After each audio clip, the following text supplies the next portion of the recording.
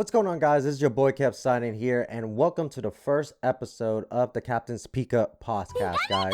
So we are here. I decided to make a podcast where I could just cover all the Pokemon news on one shot once a week.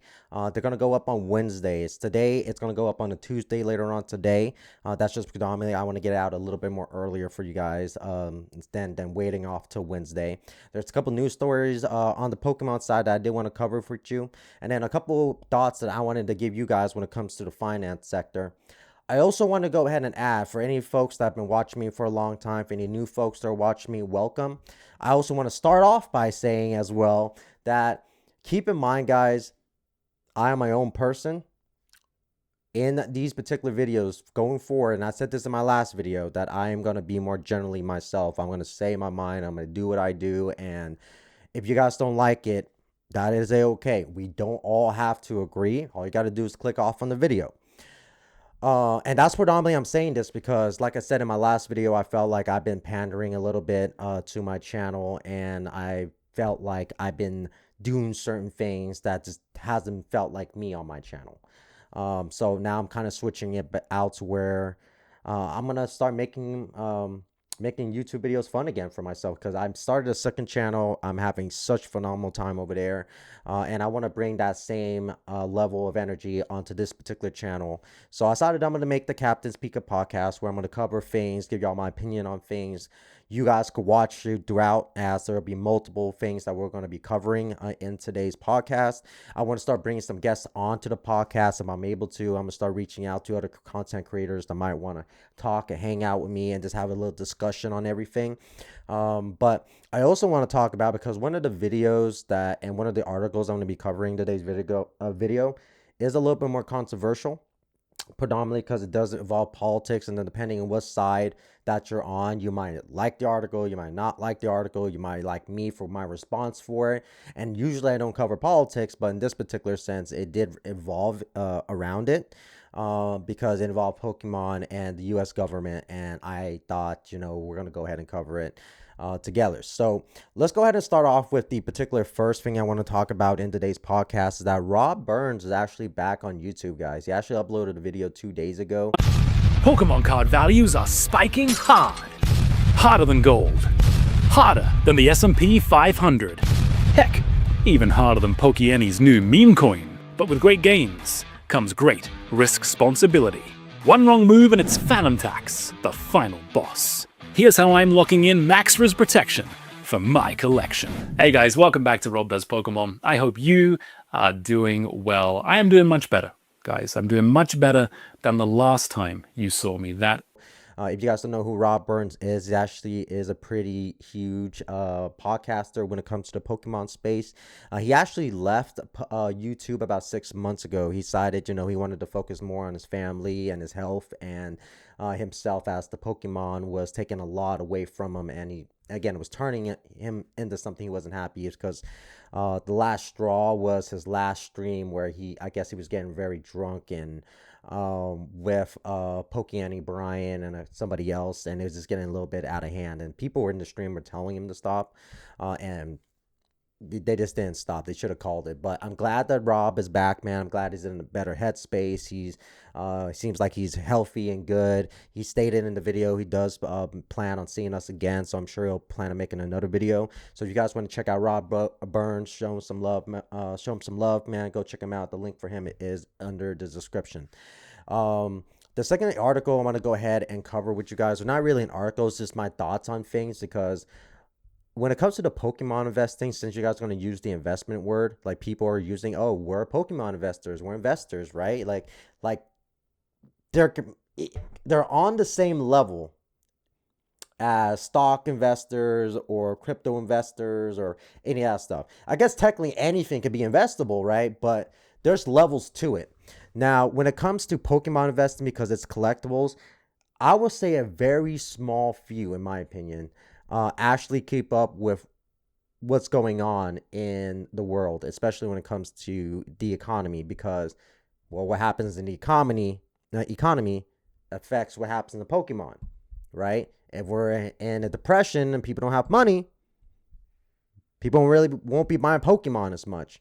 That means that there won't be as much trade shows probably. There probably won't be as much ripping ships because, again, we're in depression. Let's talk about when the bubble bursts. And let's say if we're in a depression, right? Would you be able to sell it off at that point at the price you want to? Right? Or would you have to sell it low just to get rid of it because, again, we're in a depression and now people can't afford stuff? When you're a Pokemon investor, do these particular things go through your head? I want to know. I generally want to know, for anybody that's actually gone to this point of the video and watching, like, do you guys ever think about the economy and how it could affect the collectible or investment space? What happened if we're in a depression? So for the next couple of years, the stuff that you're buying right now doesn't show as much movement or any movement at all. So now you're just stuck on holding on to something that's the same price and you probably bought at the highest point. Like, people out here are buying, and I don't even know why people are doing this. People are out here buying Destined Rival booster boxes at $500+ now. That's outperforming older sets. It's a modern set. It's a new set that just came out not even, 6 months ago? Like 6 months ago? If you're one of the fools that are out here buying this stuff, unless you just want to rip into it, you don't care about the money and you just got it like that, great. I don't care. But if you're one of the guys that are out here that are believe that you're going to buy this box at 500, 400, and you're going to see a real nice return in the next 2, 3, 4 years, I doubt it. I mean, I could be wrong, but I doubt it. It's a new set. It's going to be multiple reprints coming. If we head to a freaking depression, which I'm going to cover here in a second, then good luck.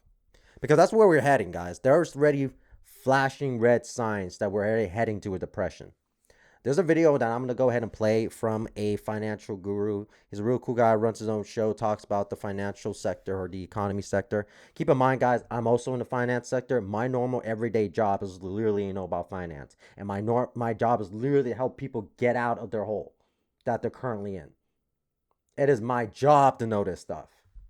So let's watch this video together. We are getting horrible warning signs. Day after day, they are piling up one on top of the other. Let's start with this one. 91% of fund managers believe U.S. stocks are overvalued. That's the most in history. 91%. In other words, let me put this into layman's terms for you. We're in a bubble. That bubble's going to burst. When that bubble bursts, oh my goodness, is the pain going to be widespread?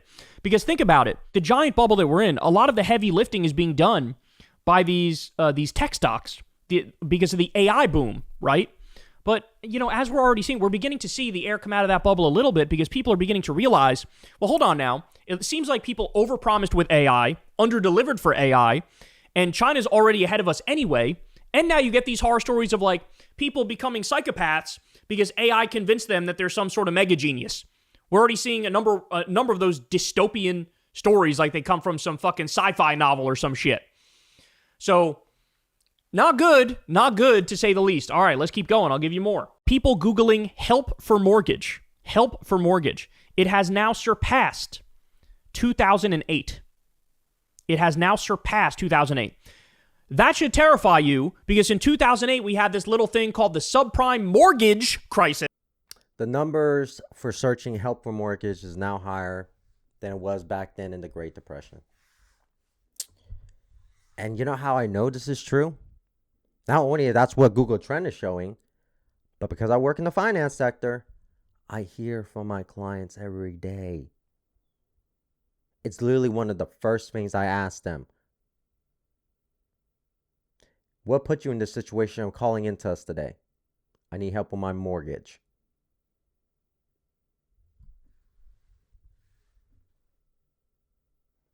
I even had, again, if you guys watched my video a couple months back, I made a video about one of my clients, and he was actually a Pokemon investor and rip and shipper and all that. Like, he ended up listening to a whole bunch of guys and ended up just taking a big hole. He ended up having to sell his own collection just to stay in the game, to not lose everything. So when this happens, right, when we really in that depression, I hope you guys will be able to sell this stuff to recoup it. Or if you're in a spot you're going to be good, you can hold it, great. But my point of it is there's no reason for you to have so much money in these Pokemon boxes, especially right now, because again, I keep telling people it's a buyer's market, bro. And the Great Recession. The housing market collapsed, is what that was. Now, even more people are Googling help with mortgage. We are building on quicksand, y'all. That's what's happening. All right, more. Foreign central banks now own more gold than U.S. treasuries for the first time in 30 years.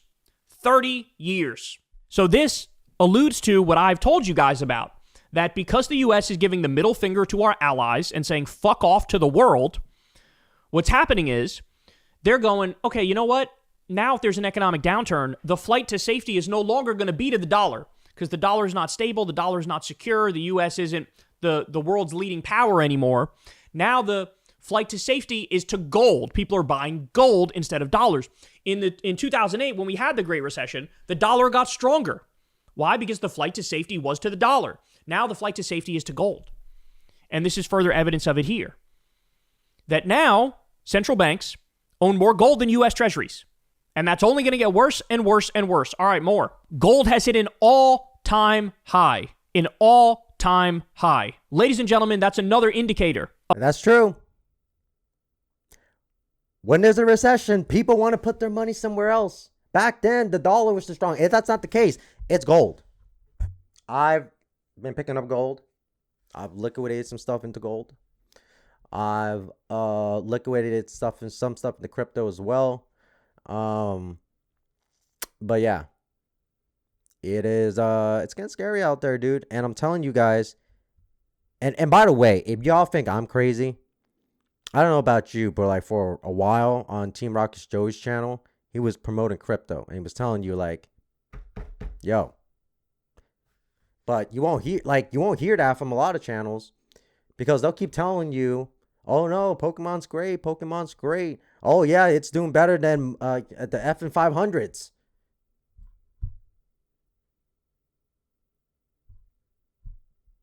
Ridiculous. So I think you guys get my point, right? When I'm talking about this, is that if you guys are a quote unquote Pokemon investor, do your research. Look into the economy. You need to know this stuff before you get burned. Figure out, actually learn how to finance. Like, here's the thing. If you want to disagree with me, but I feel like most people in America, especially the younger generation, don't know how to manage money. They don't know what finances truly is. That's why a lot of young generation folks, and this is being real here, don't have homes. They still live with their family, which is fine. And it's not completely their fault either, because the economy is just completely terrible. It makes it difficult for young people to actually get homes and things of that nature as well, which I completely get. But it's not impossible.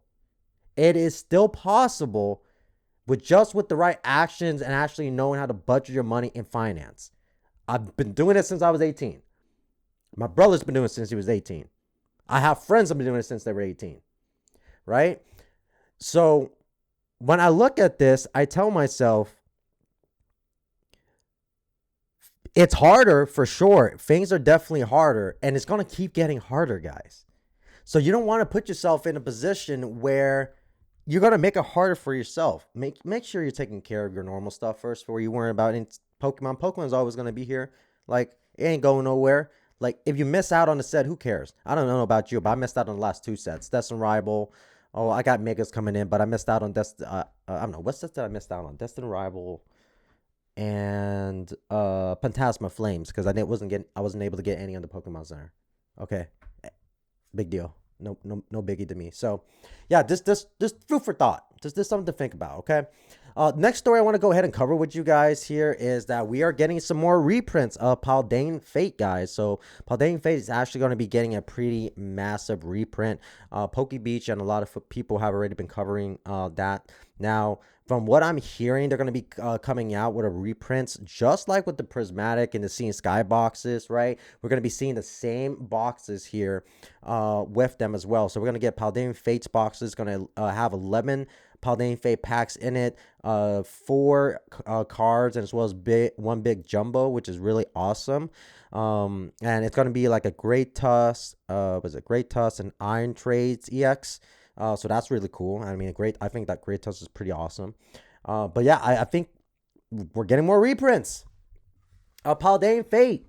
And you know how many people said we were going to get more reprints of Paldean Fates, and here we are getting more reprint of Paldean Fate. So that should definitely help out when it comes to all the craziness with the Bubble Mew and Paldean Fates. More Bubble Mew should be coming to the market. So hopefully that does bring it down a little bit there, as probably these would probably hit at Sam's Club. I mean, usually these have been known to hit Sam's Club and Costco. So we'll have to see how that goes, but I'm glad that there are going to be more reprints coming our way, at least especially for Paldean Fates, because I know a lot of people want that Bubble Mew and the Charizard into it. As well as that, guys, we also got the full Secret Rare review of the new Phantasmal Flames set coming out, but it's the Japanese. So it's going to be Inferno X. So we are actually getting a look at everything as of right now. So you guys can actually go ahead and see here. These are the SCRs and ARs. We're going to be getting into them. I'm going to quickly go through them so you guys can see. More clear pictures should be coming. I do like this.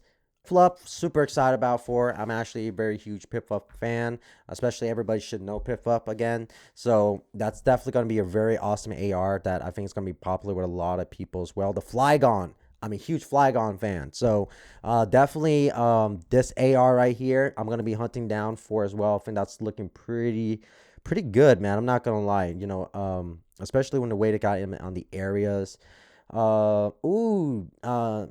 This one here is, was it Ampon? Ampapon? Again, Ash also had one of these in the anime. That's how you know, right? Because again, I like it. Very cool. I mean, this fits with the style of him as well. Honestly, I'm not gonna lie. The Mega Charizard X, and this is the Secret Rare, so it's the full art.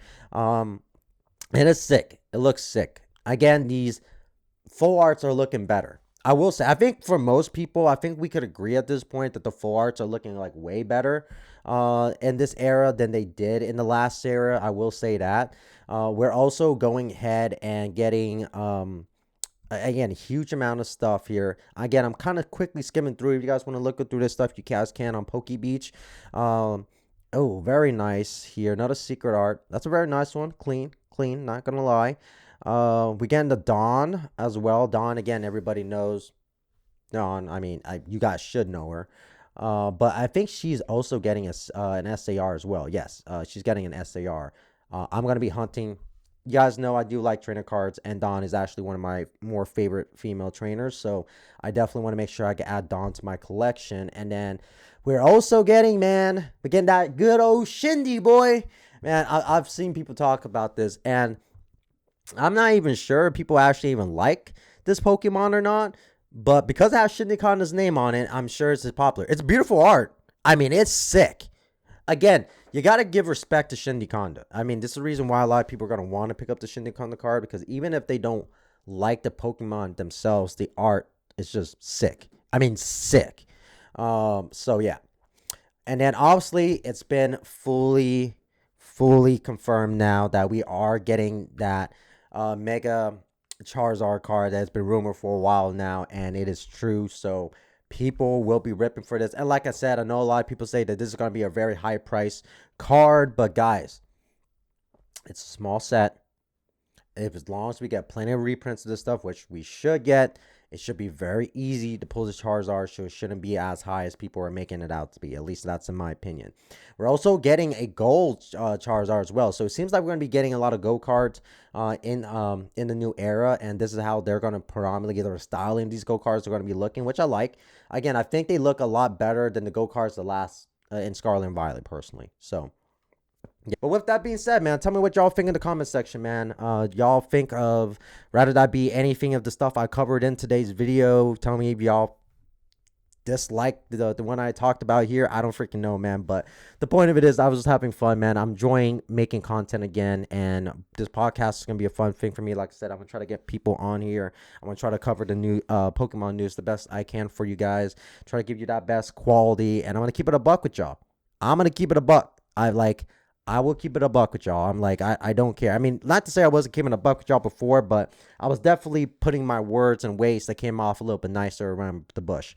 Now I just don't really care. I'm just saying whatever I want. So peace out, man. Thank you for watching today's video. This has been the Captain's Pika podcast, and we will catch you on the next one. Peace.